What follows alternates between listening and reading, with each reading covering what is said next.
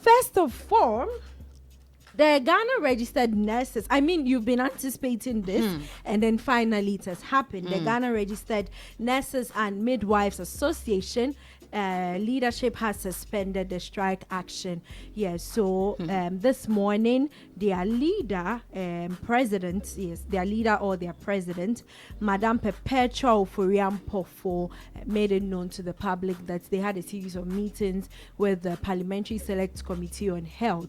They finally came to a consensus to suspend the strike. We'll be playing that video for you in some few minutes, so you can join us so we watch that video.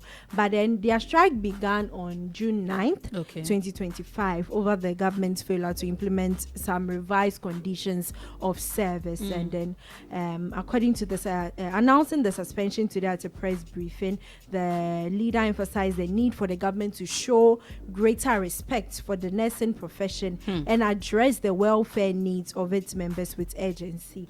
Yes, there was a statement she made, but after when we watch the video we'll talk about it. But then finally and thankfully, yes, through our prayers and through our appeal, they finally decided to suspend the strike. Though they have another meeting somewhere next week, they've decided to finally suspend it. And then tomorrow, she's asked that all the nurses and midwives return to post. Yes, return to post.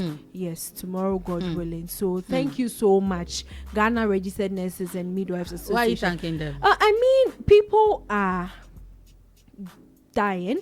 Yes, I've heard of some deaths since the whole strike started. Even yesterday, one shocked me.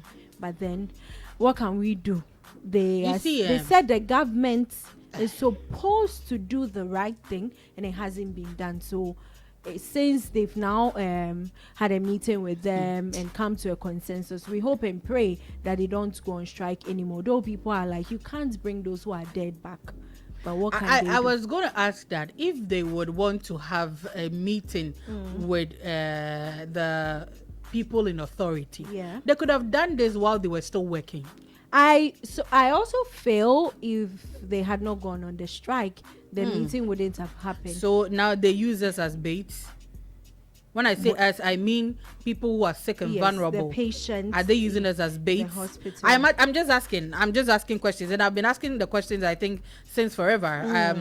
I think over the period, I think either one of the days I made a post on social media asking questions that can't we have another way to solve this issue? Must we put people who are vulnerable in the front line so that it will be like a bargaining chip for them to have themselves they have their personal reasons for going on the strike, and they've announced so many reasons they decided to go on the strike. So I've seen the reasons myself, but then I was asking, you could still maybe so let's say now everybody's staying home, everybody's not working, but then you, the leaders that went to sit with the Parliamentary Select Committee on Health, you could have still go to them and then mention whatever you wanted to mention. Whatever grievances, whatever thing you have on your table, you should have brought it out to them and then let your people still work. Maybe they thought the strike was the only way. That is why they decided to go on strike. Join us live on Facebook, PLUZZ 899 FM. Let's watch that video. This is a press release on the suspension of our GRNMA strike.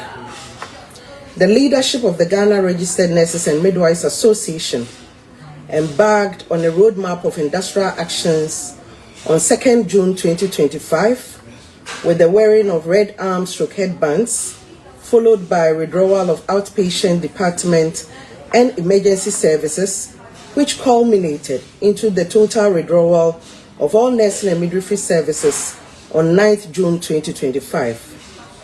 Our demand from our employer was simply to have the collective agreement of Ghanaian nurses and midwives, which was signed in May 2024, duly implemented without any further delay. Having monitored the misinformation, disinformation, and the propaganda that have surrounded our strike action, the leadership of the association would like to set some records straight on the following. 1. We are nurses and midwives trained to provide essential health services to the Ghanaian population and matters affecting us which are brought formally to the attention of the employer must be treated with the urgency it deserves and in good faith. 2. As nurses and midwives, we do not take delight in seeing our patients suffer. However, we cannot take good care of others when the system does not take good care of us. 3. The GRNMA is a non-partisan professional association and trade union and the holder of the collective bargaining certificate covering all nurses and midwives in Ghana. In its 65 years of existence, the Ghana Registered Nurses and Midwives Association has never aligned with any political party in Ghana.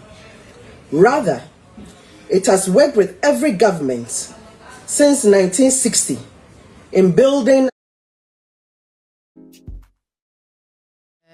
It's actually a very long one because she outlined so many reasons they have decided to finally call off the strike. Okay. So yes, but then we thank God that they finally decided to call off the strike. And please, we beg, don't go on strike anymore because it has really caused a lot of things.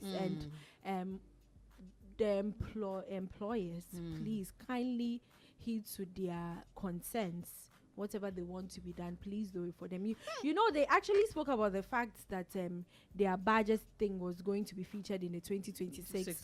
Yes, that is part of the reasons they decided to go on strike. But thankfully, I like. She said something that actually it's maybe keep quiet. Like I don't want to talk again. She says they cannot take care of. That's exactly what I was waiting when they are not for. taking. Yes, so yeah, exactly. Now to my next story. All right. National Service Authority has been in the news since morning. Yes, a scandal has broken out. It broke out long. Yes, you let's just concentrate on today. Today, okay. The Attorney General, Dr. Dominic Ayini, has said a lot of things. But what people, my friend even posted on his status before I came. He was like, "Can somebody tell him that this particular story isn't true?" He said, Madam Gifty Oware-Mensah used service allowances to back 30 million cedis loan from ADB. What? Yes, please. That's my bank. Is it? Oh, I see. Yes. So he has disclosed. We'll be playing the video for you because he held a press conference today. Okay. He has disclosed that Madam Gifty Oware-Mensah, former Deputy Executive Director of the National Service Authority, masterminded a fraudulent scheme that led to the misappropriation of over 30 million cedis in public funds. So addressing the press conference today, he said the findings are part of the ongoing investigations by the Oral Team. Yes, Oral Team Task Force into financial malfeasance at the NSA.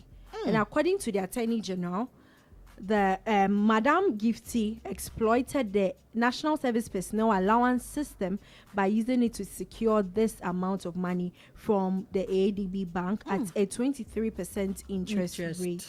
And she allegedly registered a company using the identities of individuals without their knowledge and presented it to the bank through a middleman whose name was also mentioned. You see how you're doing? That was what people were doing behind their televisions. They were like, hey. Others were like, wow. Another person said, who are you? Because people don't understand Charlie, how this went on without anybody. You see, when this whole issue popped up, I think was it early this year or last year?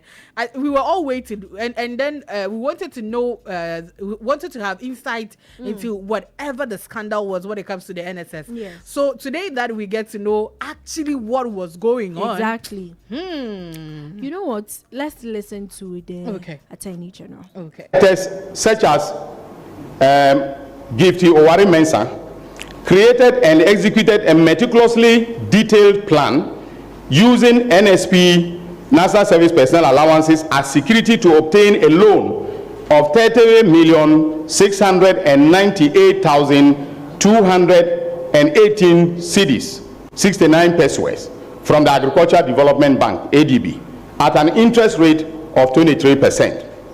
She achieved these results by using other people's information to register a company called Blocks of Life Consult without their knowledge or permission.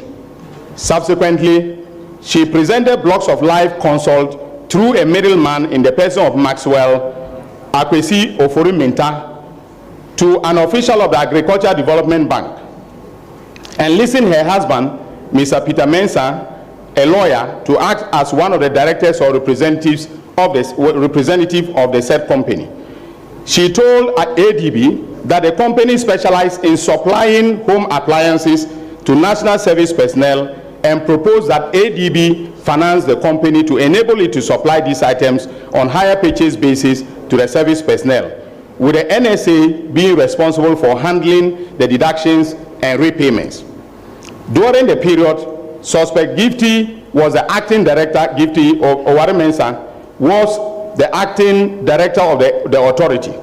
However, on the marketplace of the authority, there was no indication that Blocks of Life was a registered vendor. Within 2 service years, suspect Gifty Oware-Mensah used a total of 9,934.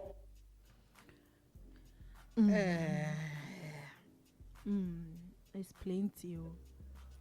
Yes, so the Attorney General also made mention of her husband, who was also involved, and the amount of money. They said they were supplying what?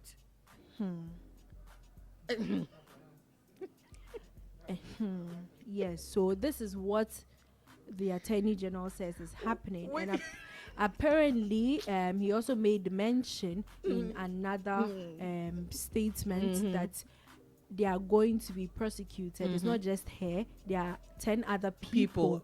I'm sure the husband too is part. Because I mean, he was also a middleman in the whole thing. Her lawyer. Okay. So I mean, if your husband is a lawyer, you use the person. Yes. When your friend sells something, you purchase from the friend. Yes. So that is how everything has turned out, and that's what is happening. Right. And people are asking so many questions that how are they going to retrieve all these money? Oh, they will. The fact that they've started probing into it, they should. They should. They need to. We need to. We need the money. Charlie. They need to. It's very serious. So it's very serious. Okay. And then talking about the ghost names and so many things. These people are always complaining that their alawa doesn't come on time. Sometimes 3 months, 2 months. You know, I am laughing and all that because I just want to see how this whole thing will unfold. Okay, the days before us is going to be something we should look forward to. Yeah. So I'm quiet and I'm waiting for the right moment, so that we all get to know what is happening, because now this is what the OSP is saying. The Attorney General. The Attorney General, he's saying. So we just want to get to know how the whole thing will unfold. Then we can come out and also say what we want to say. What we want to say. So yes, Ghanaians are waiting. You are waiting. Just like you are also waiting. This is PLUZZ 89.9 FM.